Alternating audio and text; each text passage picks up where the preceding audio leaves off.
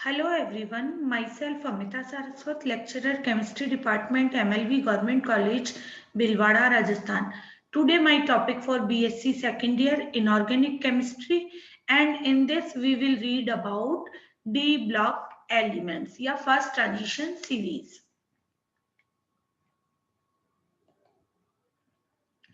पिछले टॉपिक में हमने द्विअंगी यौगिकों के बारे में पढ़ रहे थे हम, और हमने वेनेडियम और क्रोमियम, स्कैंडियम, टाइटेनियम, इन चारों के द्विअंगी यौगिकों के बारे में पढ़ चुके थे। अब अगला है मैग्नीज, मैग्नीज के गुण और इसके द्विअंगी यौगिक।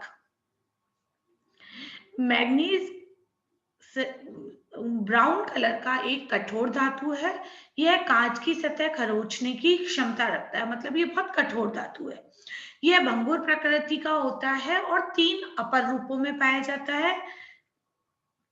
मैग्नीज खुद तो चुंबकीय गुण नहीं रखता, लेकिन इसके यौगिक जैसे कि इसके कार्बाइड, इसके नाइट्राइड चुंबकीय प्रकृति के होते हैं।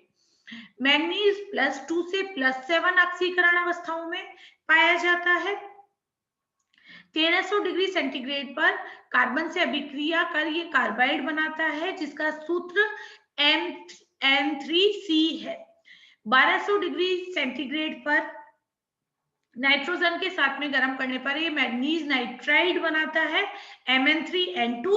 हेलोजन के साथ में गर्म करने पर हैलाइड प्राप्त होते हैं, जैसे कि MnF2, MnF3, MnCl2, इस प्रकार के। ये विभिन्न प्रकार के ऑक्साइड बनाता है, जैसे कि Mn2O3, MnCO3, जैसे मैग्नीज कार्बोनेट को गर्म करने पर MnO + CO2, MnO + ऑक्सीजन को गर्म करने पर Mn2O3, मैग्नीज नाइट्रेट को गर्म करने पर MnO2, यहाँ पर +4 ऑक्सीकरण अवस्था है, +2NO2 गैस निकल जाती है। इसी प्रकार से MnO2 को गर्म करने पर Mn3O4, तो यहाँ पर ये इस प्रकार के यौगिक भी बनाता है। कई प्रकार के ऑक्साइड हमें मैग्नीज के प्राप्त होते हैं। अगला है आयरन। आयरन के गुण और इसके द्विअंगी यौगिक। शुद्ध आयरन जो होता है धूसर सफेद रंग की धातु है। गलनांक 1536 डिग्री सेंटीग्रेड और क्वथनांक 3000 डिग्री सेंटीग्रेड। यह तनन और आघातवर्धनीय होता है और इसकी तनन सामर्थ्य का मान बहुत अधिक होता है। इसकी जो मेन ऑक्सीडेशन स्टेट्स हैं आयरन की, वो +2 होती है और +3 होती है। ये वायु की ऑक्सीजन और नमी से क्रिया कर आयरन ऑक्साइड बनाता है, जो कि हम जानते हैं जंग के नाम से सामान्य भाषा में। उच्च ताप पर जलवाष्प के साथ में क्रिया करने पर Fe3O4 बनाता है। HCl से अभिक्रिया करके फेरस क्लोराइड बनता है।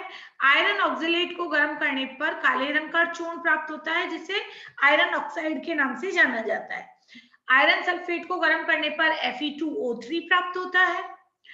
FeSO4, Fe2O3 + sulphur dioxide + sulphur trioxide.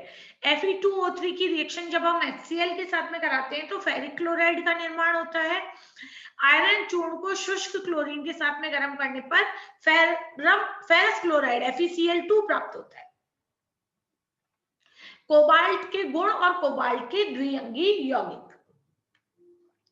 Cobalt जो है वो कठोर, तन्य और आघातवर्धनीय है। यह लोह चुंबकीय प्रकृति का होता है, लेकिन आयरन से यह गुण इसमें कम पाया जाता है। गलनांक 1495 डिग्री सेंटीग्रेड है। यह अपने आयतन से 100 गुना अधिक हाइड्रोजन को अवशोषित करने की क्षमता रखता है। जो कोबाल्ट के ऑक्साइड है वो यौगिक है, वो +2 और +3 दोनों प्रकार की ऑक्सीकरण अवस्था दर्शाते हैं। +2 ऑक्सीकरण अवस्था ज्यादा स्थायी होती है।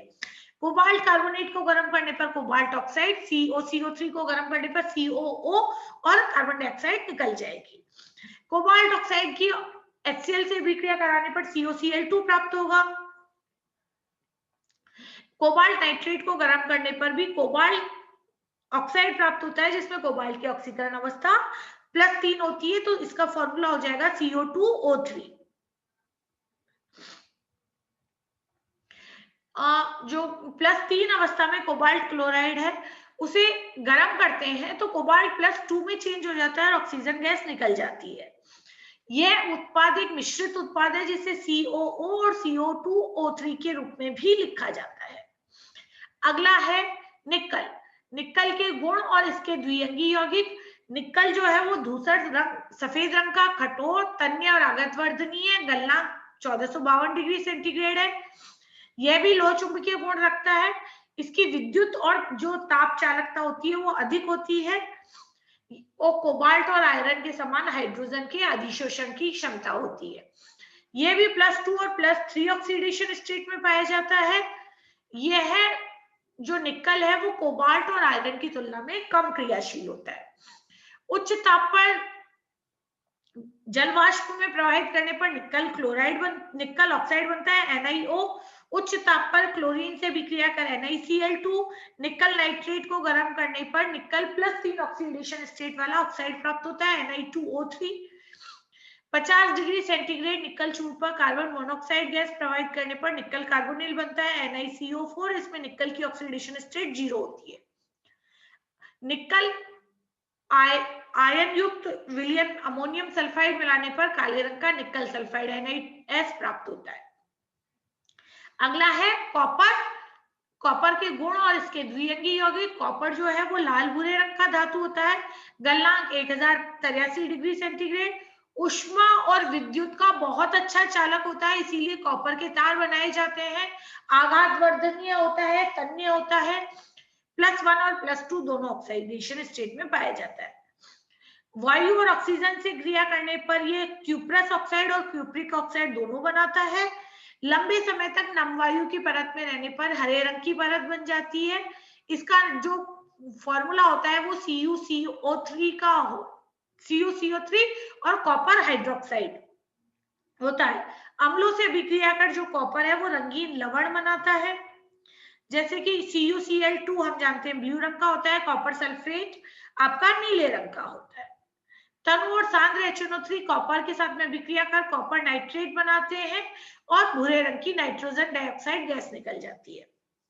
गर्म कॉपर के साथ में जब क्लोरीन की क्रिया होती है तो क्यूप्रिक क्लोराइड CuCl2 प्राप्त होता है।